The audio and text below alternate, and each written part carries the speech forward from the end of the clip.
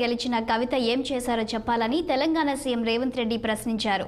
నిజామాబాద్ పాత కలెక్టరేట్ మైదానంలో కాంగ్రెస్ బహిరంగ సభలో పాల్గొన్న ముఖ్యమంత్రి బీఆర్ఎస్ ఎమ్మెల్సీ కవితతో పాటు స్థానిక ఎంపీ బీజేపీ నేత ధర్మపురి అరవింద్ పై తీవ్ర స్థాయిలో మండిపడ్డారు.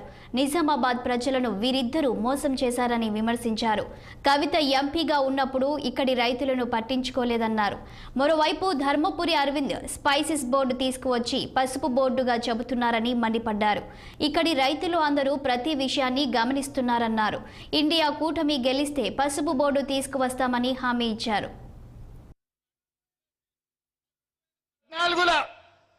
కల్వకుంట్ల కవిత గారిని మీరు గెలిపించారు. సరే, కేసీఆర్ బిడ్డను నిజామాబాద్ కు నిధులు వస్తాయను 100 రోజుల్లో చక్కెర కర్మాగారం తెరుస్తుందను మీరందరూ కూడా కవిత గారికి అండగా నిలబడ్డారు. మరి కవిత గారు 5 ఏళ్లైనా చక్కెర కర్మాగారం తెరిపించలే, పసుపుకు గిట్టుబాటు ధర ఇవ్వలే, ఎర్రజొన్న రైతుల గురించి చెప్పాల్సిన పని లేదు. మొక్కజొన్న, సోయాబీన్ ఈ ప్రాంతంలో పండించే రైతులను పట్టించుకోలేదు. ఇక వాళ్ళ నాయన అయితే ఒక అడుగు ముందేసి ఎవడు ఊరేస్తే వాడు ఊరేసుకున్నట్టే అని చెప్పి చంద్రశేఖరరావు చెప్పిండు. అప్పుడు చైతన్యం కలిగిన ప్రాంత రైతాంగం ఒక నిర్ణయం తీసుకున్నారు. బిడ్డ మళ్ళైతే రా, నీకు లగ్గం చేయకపోతే చూస్తామని చెప్పి.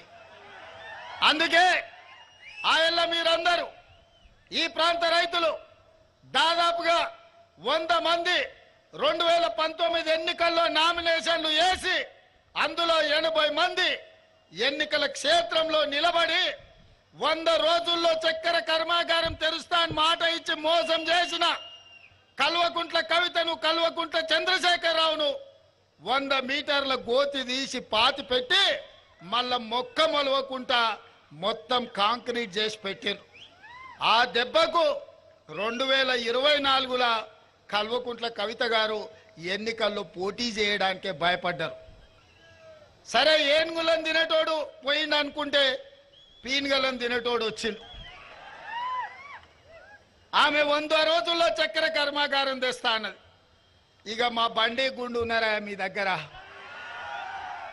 ఇక బండిని గుండును నమ్మేటట్టు లేదని మీకు బాండ్ పేపర్ రాసిచ్చిండు, 5 రోజులల్లా మీకు పసుపు బోర్డు తెస్తా అని. మరి రాజ్నాథ్ సింగ్ గారు, రామ్ మాధవ్ గారు, భారతీయ జనతా పార్టీ నాయకులందరూ చెప్పిండ్రు పసుపు బోర్డు ఇస్తామని. మరి నరేంద్ర మోడీ గారు చివరికి మొన్న పసుపు బోర్డు ఇస్తామని జీవో ఇస్తే అక్కడ నిజామాబాద్ అనేది మర్చిపోయిండు. అందులో మీరు ఒక్కసారి ఆ జీవో చూడండి, అందులో ఏంది లేదు. ఎక్కడ పెడతాడో నాకు తెలియదు. హిమాలయ పర్వతాల